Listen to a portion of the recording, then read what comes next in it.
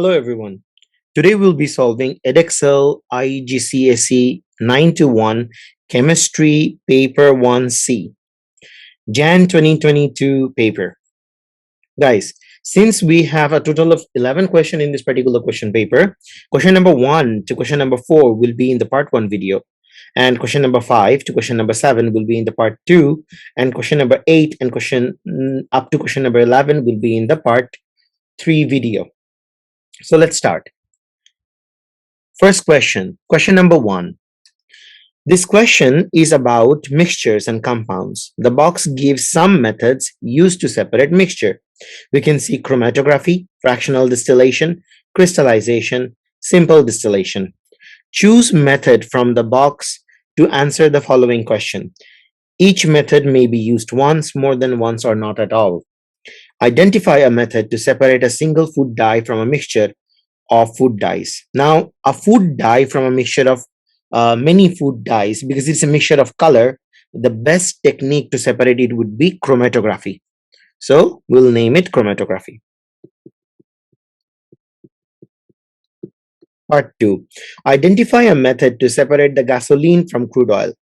Now, crude oil contains different proportion of carbon containing fuels.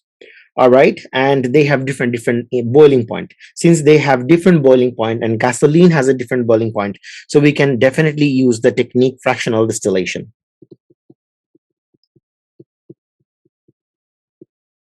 Part 3. Identify a method to separate water from copper to sulfate solution. Now we know that water and copper to sulfate, they will mix together to form a solution. So the best technique would be to simple distillation. Simple distillation would separate the water and copper sulfate will be left behind.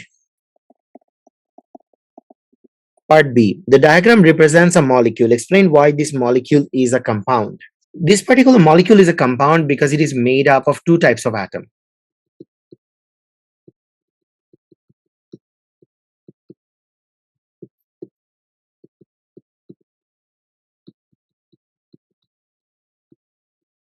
Part C. The molecular formula of another compound C3H5N3O9. State the number of different elements in C3H5N3O9. So we can see there is carbon, there is hydrogen, there is nitrogen, there is oxygen. So we can see 4 different types of elements.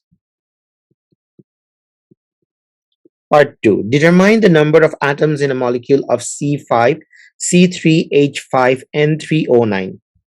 So when we have to determine the number of atoms, we can see there are 3 carbons, so 3, plus there are 5 hydrogens, so plus 5.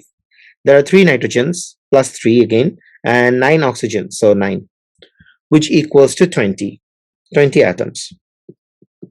Question number 2. This question is about rusting. A simplified formula for rust is Fe2O3, iron 3 oxide. Name the 2 substances needed for iron to rust.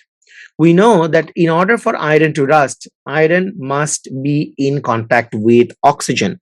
So we will need oxygen. However, this oxygen alone will not be able to react. It must be also present with some moisture, so water will also be needed.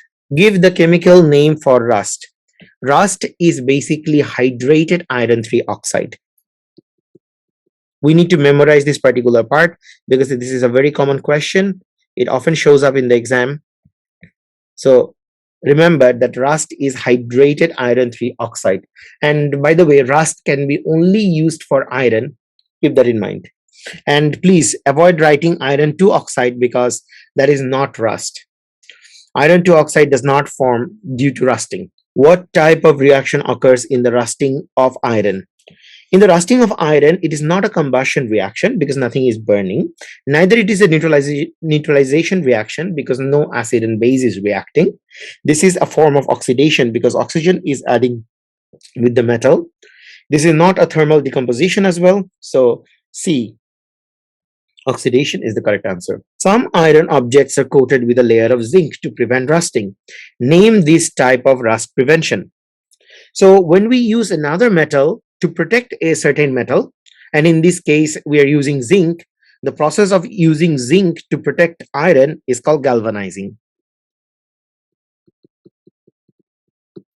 Explain how this type of rust prevention continues to protect iron when layer of zinc is damaged. So we know that zinc is more reactive than iron because it is higher up in the reactivity series. So what the zinc does is that the zinc reacts with oxygen instead of the iron and protects the iron from rusting.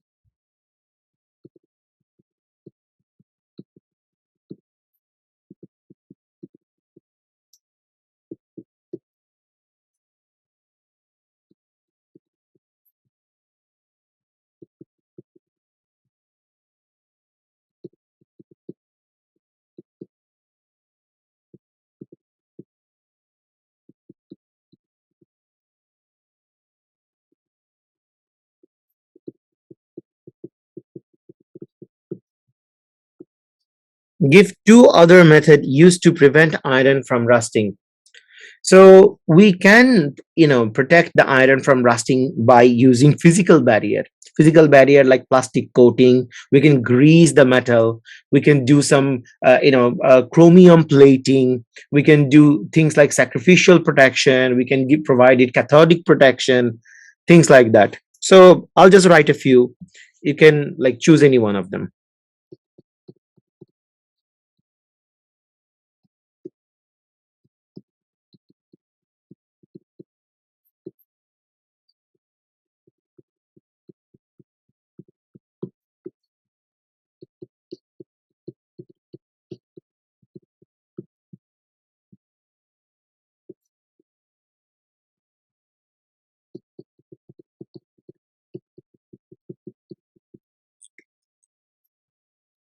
Question number three. This question is about states of matter.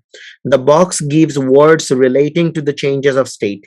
There is condensation, cooling, evaporation, freezing, melting, sublimation. Complete the table by giving the correct word from the box for each change of state. So, if anything changes from solid to liquid, we can definitely say that this particular process is melting. If anything turns from solid to gas, we can call it sublimation.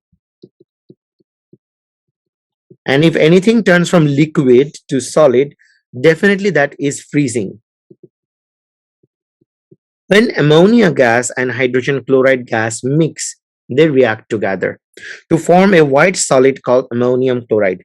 The equation for the reaction is ammonia gas reacting with HCl gas. It produces ammonium chloride solid. A teacher soaks a piece of cotton wool in a concentrated ammonia solution and another piece of cotton wool in concentrated hydrochloric acid. The teacher places two pieces of cotton wool at opposite ends of the glass tube at the same time. Several minutes, a white ring of solid ammonium chloride forms. And if you notice that the solid ammonium chloride is forming near that of the hydrochloric acid, we can see it is near to that of the hydrochloric acid. The distance from the ammonia is much, much further.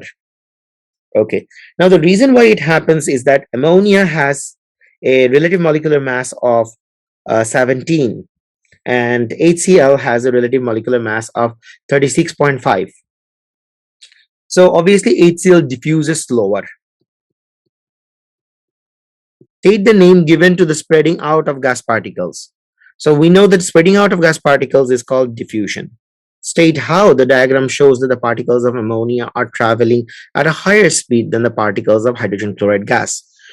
Because we can see the ammonia has traveled farther in the same time, all right, and we can see the ammonium chloride ring is farther away from ammonia, that indicates that ammonia has traveled farther.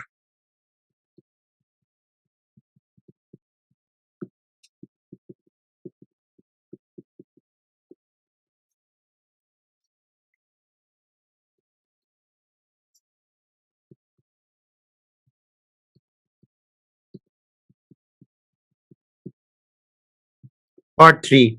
Gas particles travel at high speeds. Give a reason why the white ring of ammonium chloride takes several minutes to form. Gas particles move in random directions, all right, because they are always colliding with the air particles and they're also colliding with the walls of the tube. Yeah, that's why it takes several minutes for the ammonium chloride ring to form.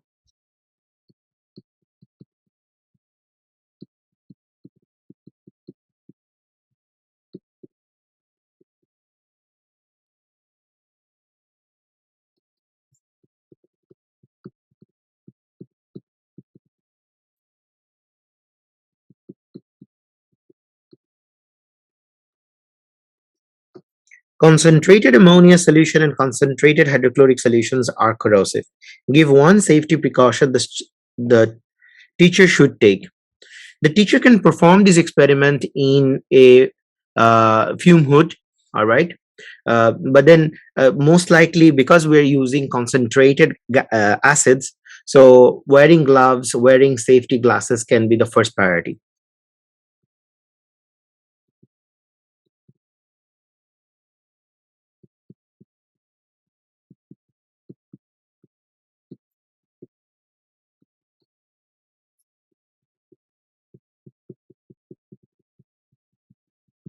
Question number 4. A teacher uses this apparatus to find the percentage of oxygen in a gaseous mixture of oxygen and argon. Mixture of oxygen and argon. We have copper powder, we have glass tube, and we have syringe B. This is the teacher's method. Step 1. Heat the copper powder. Push the plunger on gas syringe A to pass the mixture of oxygen and argon over the hot copper so that the mixture moves into the syringe B. Push the plunger on syringe B to pass the mixture of oxygen and argon over the hot copper so that the mixture moves into syringe A. Record the reading on syringe A.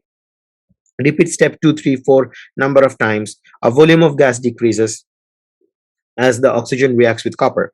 Argon is unreactive, so does not react with copper. The copper powder turns black. Give a reason why the copper powder is heated.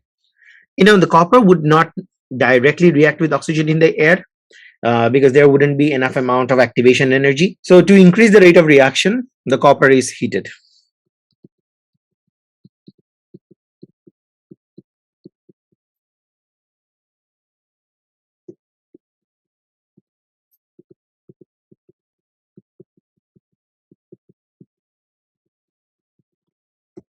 State why argon is unreactive. Argon does not readily gain or lose electron because it has a complete outer shell.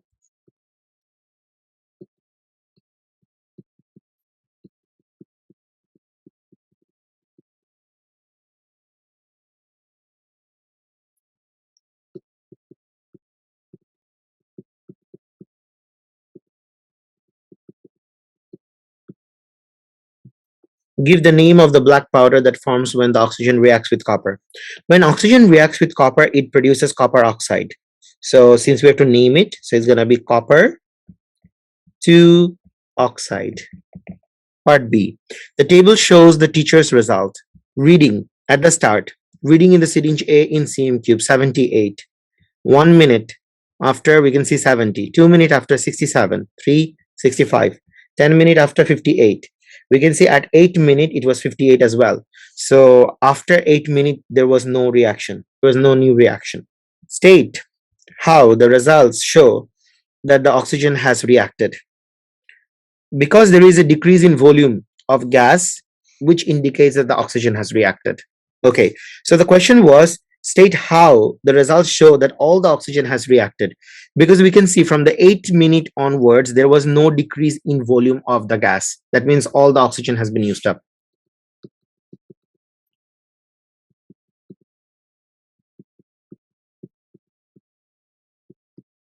The volume of gas in the glass tube and connecting tubes is 175 cm cube. Use this value in the results table to calculate percentage of oxygen in the mixture of oxygen and argon. So the volume of gas in the glass tube and the connecting tube together is 175. Use this value and results in the table to calculate the percentage of oxygen in the mixture of oxygen and argon. Total volume equals to 175 plus 78 at the start, which will be equals to 253 cm cube. And the volume of oxygen is 78 minus 58.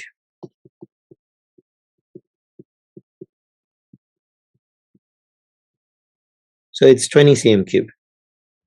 Again, guys, as you can see, 78 cm cube was the starting volume and 58 was the ending. So we only got 20 cm cube of oxygen. Okay, next. So the question says we have to use this value and the results in the table and calculate the percentage of oxygen. So we're going to calculate percentage of oxygen. Now we had 20 cm cube of oxygen in a total of 253 cm cube of oxygen and 253 cm cube of air. So 20 divided by 253 multiplied by 100 equals to 7.9%. So just one reason why the calculated percentage of oxygen in the mixture may not be accurate, because due to heating, all right, or maybe due to due to heating, the gases will expand. So the apparatus need to be left to cool until it reaches room temperature before we can take the reading, or there can be a leakage in the apparatus.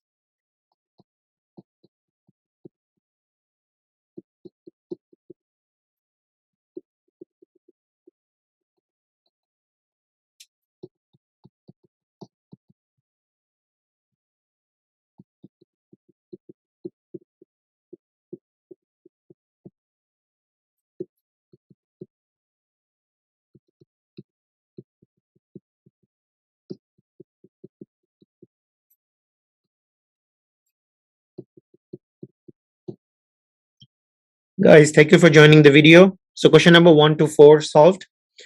See you in the next video, and if you like the video, please give a thumbs up, and also comment in the also leave a comment and subscribe the channel, so let the channel grow.